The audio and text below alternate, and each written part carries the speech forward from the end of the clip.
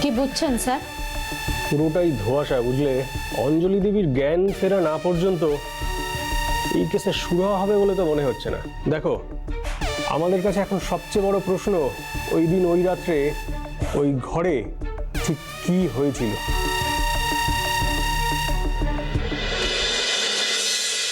আমি তো তোমায় বললাম আমি সিদ্ধান্ত নিয়ে নিয়েছি, আর আমার সিদ্ধান্তে কোনো বদল হবে না।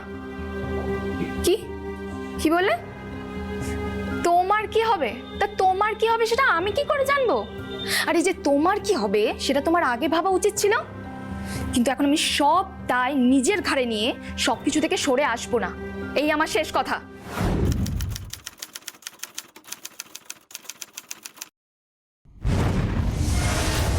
এটা কি জলি? তুমি আমার ব্যাগে হাত দিয়েছিলে কেন? দরকার ছিল তাই। ব্যাগ থেকে জামা কাপড়গুলো কাচার জন্য বের করেছিলাম, কিন্তু এসব কি? তুই তা জেনেই যখন গেছো তাহলে প্রশ্ন করছো কেন? কারণ আমি তোর মা। একটা অবিবাহিত মেয়ের কাছে এসব কত বড় অন্যায় সে খেয়াল তোমার আছে? ছেলেটা কে সেটা তোমার জানার দরকার নেই। ভুলে যাস না তুই কার সাথে কথা বলছিস। আমার কথার উত্তর দে, তুই কার সাথে এসব করেছিস? বল, ছেলেটা কে? শুনবে ছেলেটাকে? ছেলেটার নাম সহ্য করতে পারবে তো? মানে তুই কি বলতে চাইছিস? আমি এতদিন যার বাড়িতে ছিলাম এই সব কিছুর জন্য সেই দায়ী মা। মানে তুই বলতে চাইছিস? হ্যাঁ, একেবারেই তাই। তুমি যা ভাবছো সেই। জানোয়ার, এসব কাজ করার আগে তুমি একবারও ভাবলে না? আমার দেওয়া শিক্ষা, পরিবারের মান সম্মান সব তুমি জলে ভাসিয়ে দিয়ে এলে। আমি নিজের ইচ্ছায় কিছু করিনি মা, বরং সুযোগের সদ্ব্যবহার করেছে সে। নিজের স্ত্রীর অসুস্থতার সুযোগে। তুই যদি তাকে সুযোগ না দিয়ে থাকিস তাহলে সে সুযোগ পেল কি করে? আমি আর বেশি কথা বলতে চাই না, চল তুই এক্ষুনি আমার সঙ্গে ডাক্তারখানায় চল। না, তার দরকার নেই। আমি ডাক্তার দেখিয়েছি, সব ঠিক আছে। আমি সবকিছু ঠিক রাখার জন্য তোমাকে ডাক্তার দেখাতে চাইছি না জলি। আমি চাইছি পরিবারের মান সম্মান রাখার জন্য। তুমি আমার সাথে এক্ষুনি ডাক্তারের কাছে যাবে। ডাক্তারের সাথে পরামর্শ করে আমি আপদ বিদায়ের ব্যবস্থা করব। তুমি সিদ্ধান্ত নেওয়ার কে? আর আর ও আমার কাছে আপদ নয়, ও আমার অংশ। আর তাই আমি জলে তুমি তোমার মাত্রা ছাড়িয়ে যাচ্ছ। তুমি জানো তুমি যা করতে চাইছো? তোমার দিদি এই কথাটা জানতে পারলে তার কি অবস্থা হবে? কতগুলো মানুষের জীবন, মান সম্মান সব নষ্ট হয়ে যাবে। আমি ওদের কথা এখন কিছু ভাবছি না মা। আমি ভাবছি যেই সুখ এতদিন অন্য কেউ ভোগ করেছে, সেই সব সুখ, সবকিছু আমার হতে পারে। আর আর আমার মধ্যে বেড়ে ওঠা এই সন্তানই সেই সব কিছু পাওয়ার চাবিকাঠি। হ্যাঁ জলি, তুই এত স্বার্থপর হয়ে গেছিস যে তুই কারো মান সম্মানের কথা চিন্তা করবি না? না মা, করবো না। আমি এখন শুধু নিজের কথা ভাববো, নিজের কথা, আর কিচ্ছু না। জলি,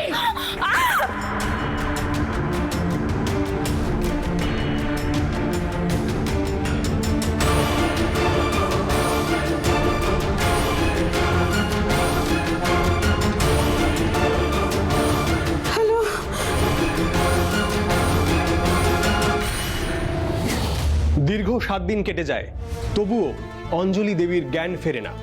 পুলিশ এক প্রকার বাধ্য হয়েই অঞ্জলি দেবীর স্টেটমেন্টের জন্য আর অপেক্ষা না করে নিজেদের কাজ অন্যভাবে করার চেষ্টা করেন, যার ফলে পুলিশের হাতে আসে নতুন এক তথ্য।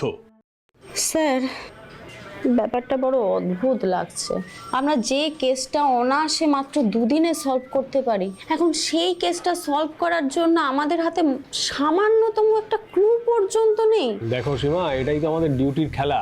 যে কেস দেখতে যত সহজ মনে হয় সে কেস তত বেশি জটিল হয়। দেখো, এই অঞ্জলি দেবীর জ্ঞান ফেরা আমাদের হাতে নেই, আর আমাদের হাতে যা আছে সেই সব তাস আমাদের বারবার উল্টে পাল্টে দেখতে হবে। বাই দ্য ওয়ে, এই জলির কল লিস্ট বার করতে বলেছিলাম, করেছিলে? হ্যাঁ স্যার, করেছি। এই সেই কল লিস্ট। আর একটা জিনিস দেখুন স্যার, সব নাম্বার যেমন তেমন, কিন্তু এই একটা নাম্বার দেখুন আমি গোল মার্ক করে দিয়েছি। এই পার্টিকুলার নাম্বারটা থেকে জলির ফোনে দুবেলা র্যান্ডামলি কল আসতো। তার মানে এই একটা নাম্বার থেকে জলির কাছে বারবার ফোন আসছিল? একদমই তাই স্যার। তবে এই নাম্বারে জলির নাম্বার থেকে কিন্তু কোনো দিন কোনো ফোন যায়নি। এই নাম্বারটা কার কিছু জানা গেল? হ্যাঁ স্যার, এই নাম্বারটা মিরপুরার এক বাসিন্দা মানে হরিপদ হালদারের নামে আছে। তাহলে এই হরিপদ হালদারের সঙ্গে আমাদের একবার কথা বলতে হবে। আমি অলরেডি ওনাকে ফোন করে দিয়েছি এবং উনি কালকেই চলে আসছেন। কাল নয়, আজকেই আসতে বল। কারণ এই হরিপদ হালদার যদি আসল অপরাধী হয়, অ্যাটলিস্ট জলির পেটে থাকার বাচ্চার বাবা হয়, সহজে এ পথ মারাবে বলে তো মনে হচ্ছে না। এখনই ফোর্স রেডি করো, যেখান থেকে পারো ওকে তুলে আনো। ওকে স্যার, আমি এক্ষুনি যাচ্ছি। হরিপদ হালদার, সেদিন রাত্রে হরিপদ বাবুও ছিল কি ওই ঘরে? জানতে হবে, আমাদের জানতেই হবে। আরে বাবা, খামোকা আমাকে মারছেন কেন? বলছি তো আমি কোনো জলি মাইতি গাইতি কাউকে চিনি না।